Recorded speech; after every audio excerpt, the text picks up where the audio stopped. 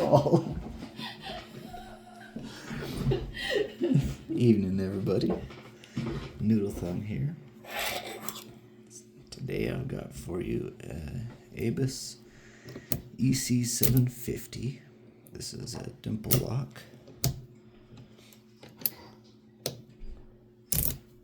So that's what the key looks like. Pins are perpendicular to the keyway in this one. This type of lock. So the picks are different. It's a flag. So you put it in, rotate it to set the pins. All of that to say the mechanics of picking are different, alien to me. So I find it very difficult to pick even pretty straightforward dimple locks. This is a blue belt lock and has been giving me fits. But practice makes perfect. So here I am trying to get better at something. So just like with a pin tumbler lock, go methodically through the lock, keep track of which pin stack you're on, and just testing for which pin is binding, and pick that one.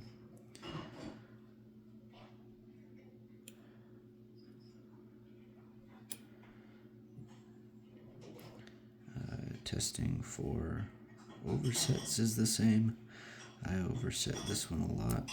Again, not a very good dimple picker yet, so I make lots of mistakes. Trying to get better at identifying those oversets. I don't think anything is overset yet, so that's nice.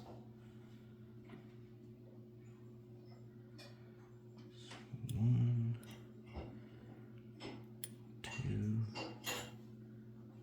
3. Oh, some cord movement on 4 there.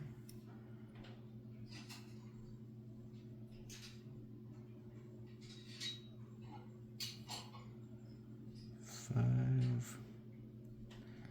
Felt like it was setting, but then I fear I might have overset it. But we'll see. Nope.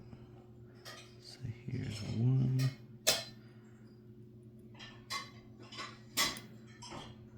That needed set. 2 is loose. 3 is loose.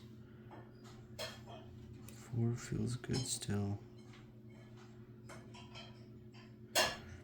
5 feels like it's binding again, but if it's set back in, I don't think it really can. There's 6. Might have just overset 6. Because 2 is still good. 1 and 3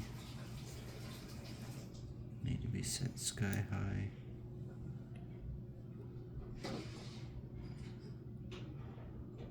Okay, 6 feels good.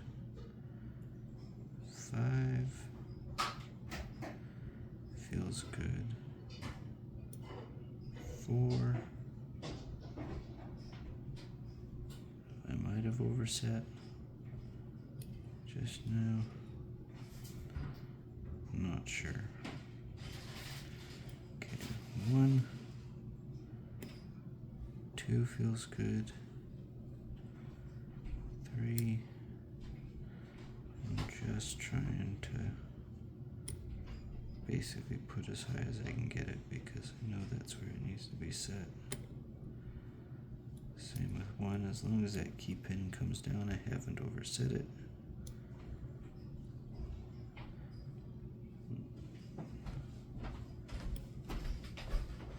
This lock gives very mushy feedback as well, or at least to my hands I find it mushy, hard to interpret. we go. There's the open. Just had to touch one again.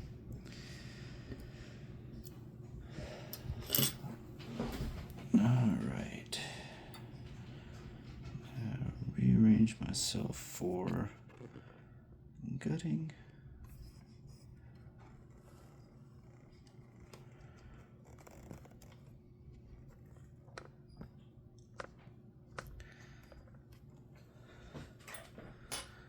Let's see, move that out of the way.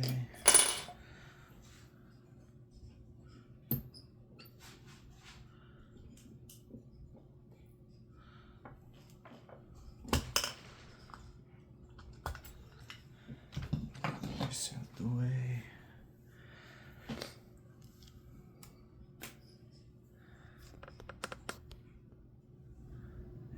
And there we go.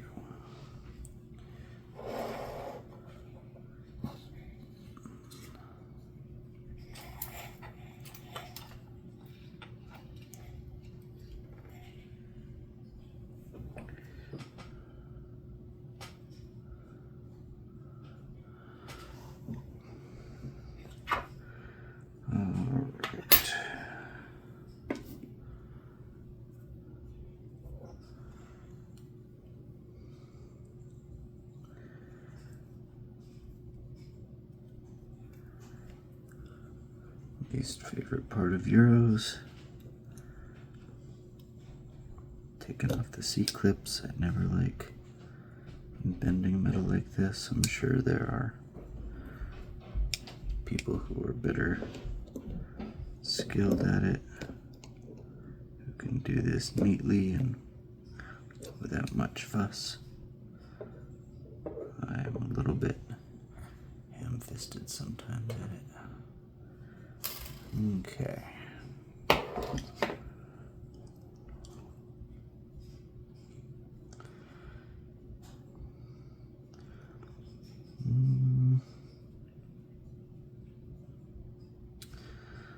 I am going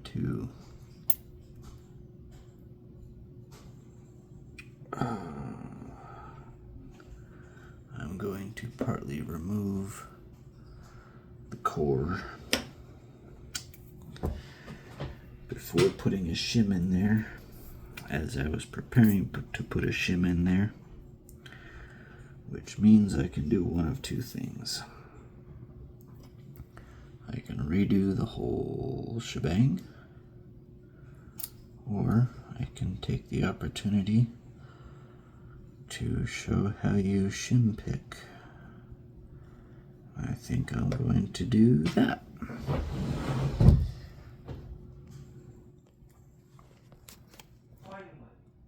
Alright.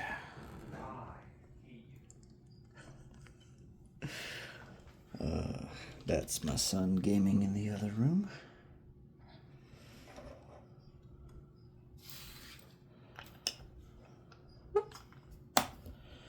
Alright. So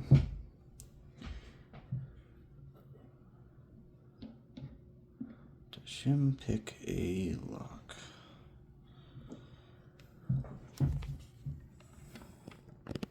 easiest way to do it is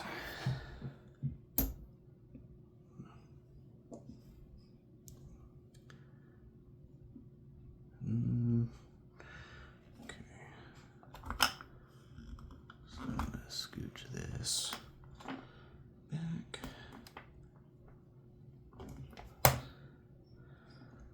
So it's easiest to do it kind of perpendicular to the way you'd normally pick.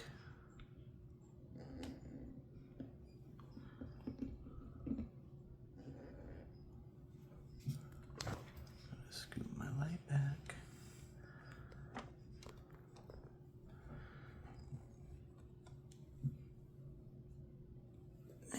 Let's rotate this to where it's comfortable for me.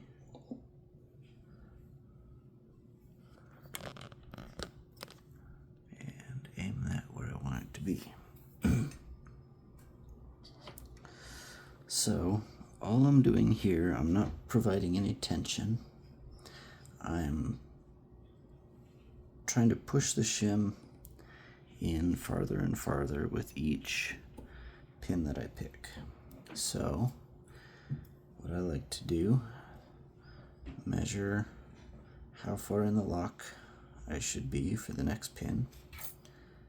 See, that's up against a pin.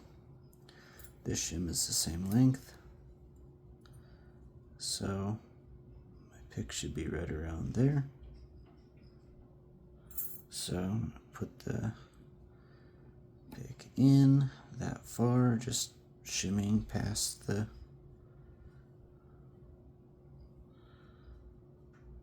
pins. And then now I feel for the pin, and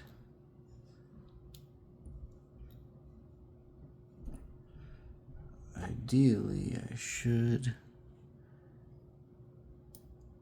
be able to feel the pin grinding past the shim as I pick on it.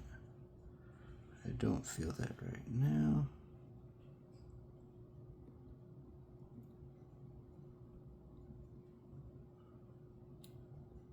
There we go.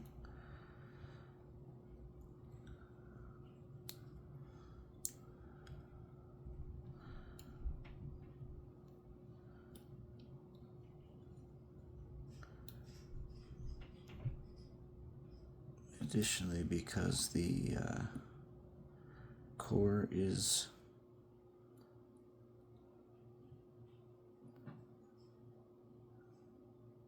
not retained, it provides weird feedback because the core moving, there can be tension on the shear line from the core. If I'm pushing on the faceplate, then the core is trying to move back and it traps the pin as well. But what I'm doing is advancing the shim with each pin that I set. So I put a little pressure on the shim, and there it goes forward. Pressure, no, back a pin. Pressure on the shim.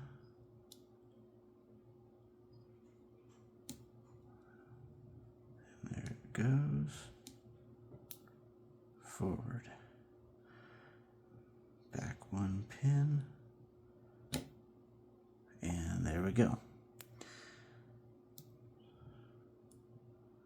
I got the core pushed all the way back. Looking at the shim, I'm still on pin 2 actually.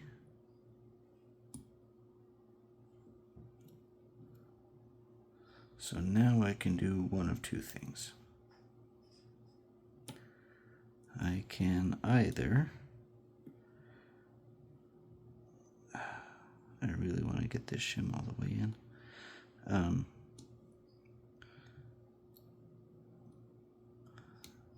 There we go. I think. There. So I can either take the shim out and insert the key and do it that way, or what I'm going to do instead, because I just went to all the work to get that shim in there, I'm going to just go ahead and use the follower. Actually, I'm going to reset my zoom here. Set my frame so that I know what's in frame and out of frame. Let's see. There we go. Just put my guy here. All right.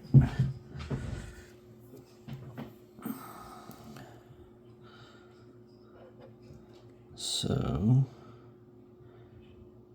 now I'm going to slowly and carefully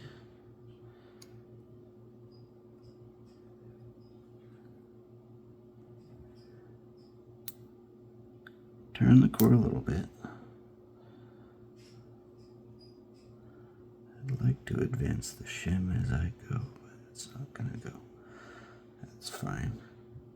So I'm keeping my finger on the bottom of the core, and I will show you why here in a minute.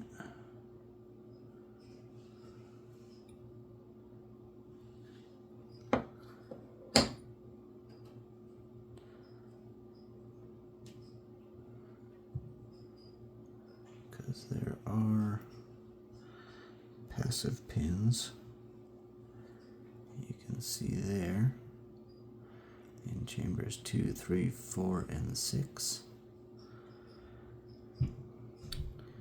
And those are all the same, so I'm just going to dump them out here.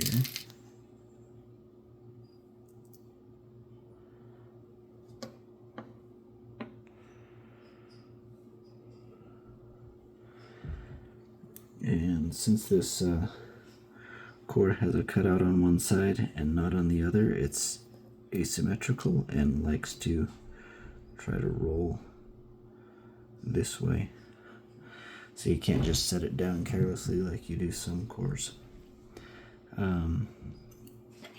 So those passive pins, this is the active pins, and if you flip it over, there's the pockets for those passive pins. And then since the key is radially symmetrical, if you put it in the other way, there's the key pins and there's the passive pins. All right, so I'm going to move this right there.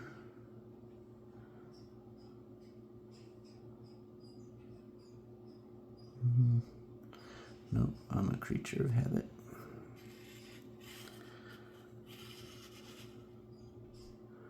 Turn that around the way I like it.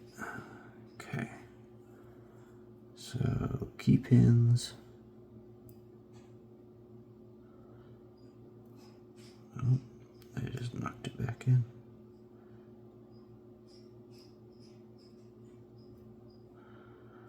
One.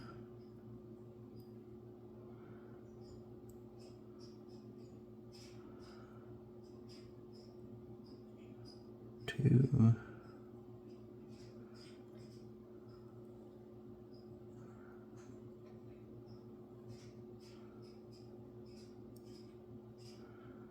Three.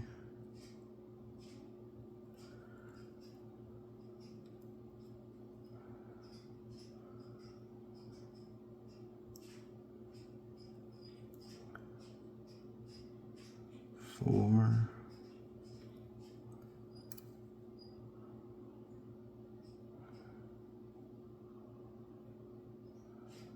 Five.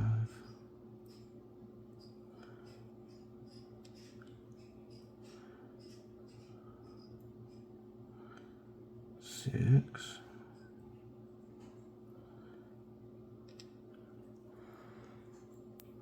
Nothing special really on the core here. Again, there's 7 chambers for passive pins. There's the keyway.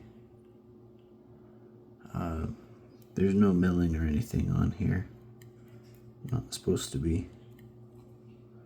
So that can go right aside.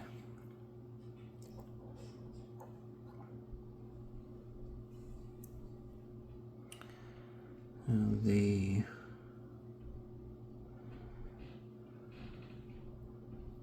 body here.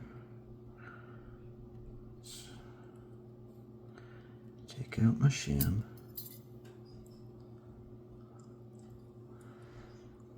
I don't quite love this light setup. It's not ideal for shining down the key or down the lock as I pull these, but I'm gonna see. No, I'm not gonna see. I'm going to rearrange my light real quick.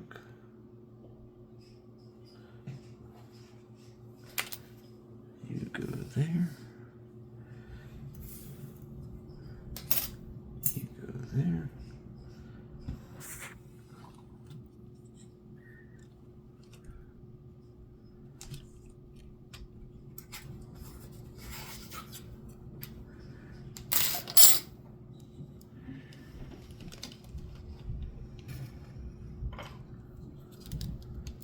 This way the light source is oriented in a way that will be better for illuminating the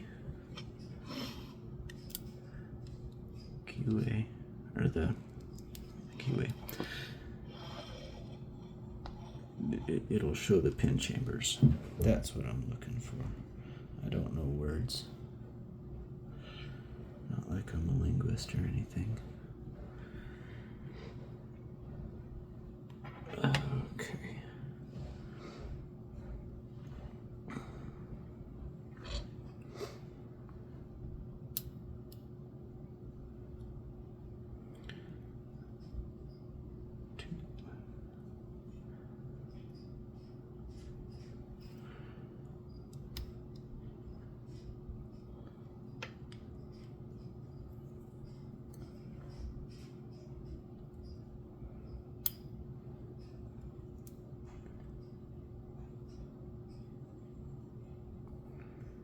Three.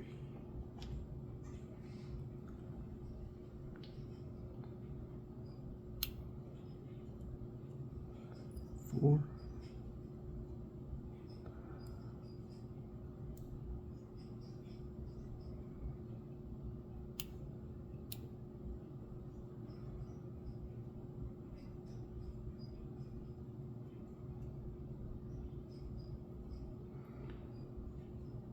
5.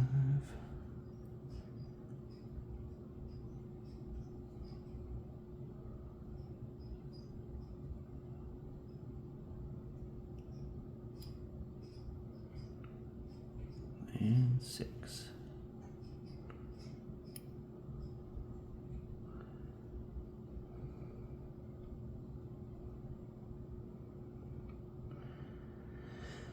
The springs in this sucker do not like to come out. So we're gonna see if I can convince them.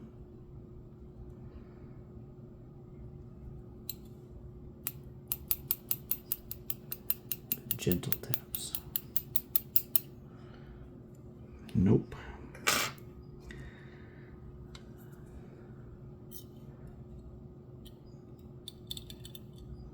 Okay. Oh. Get back there.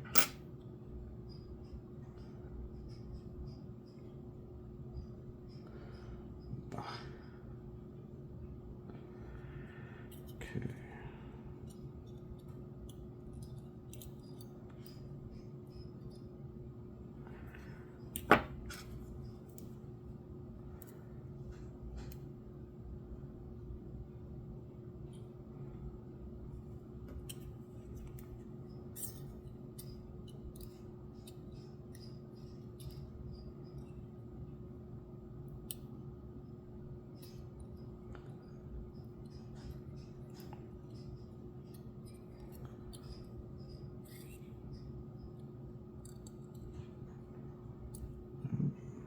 Okay, there's another couple volunteers.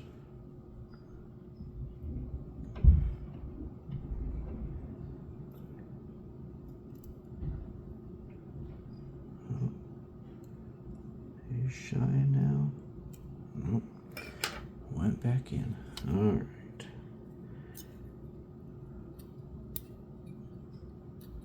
Come on.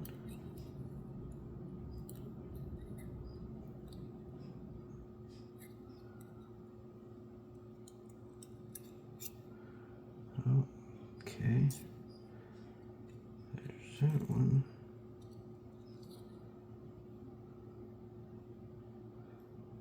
That one.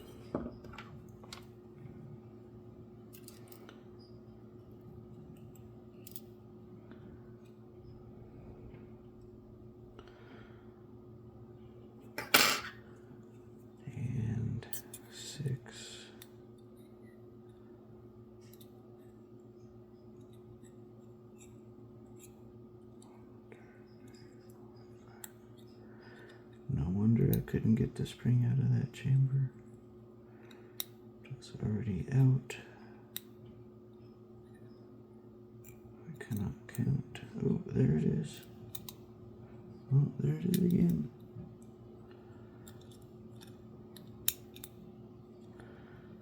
Come on, you sucker. There we go.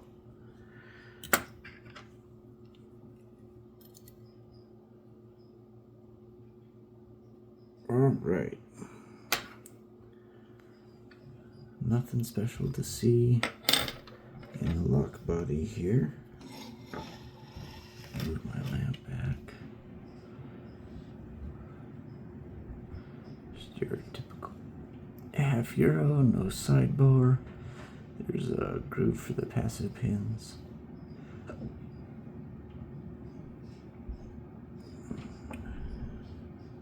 I'll give you a close-up of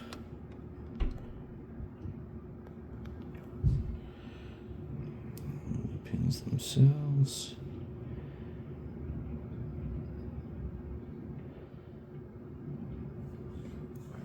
So there are those barbells in 1 and 3, barrels in 2, 4, 5, and just a standard driver in 6.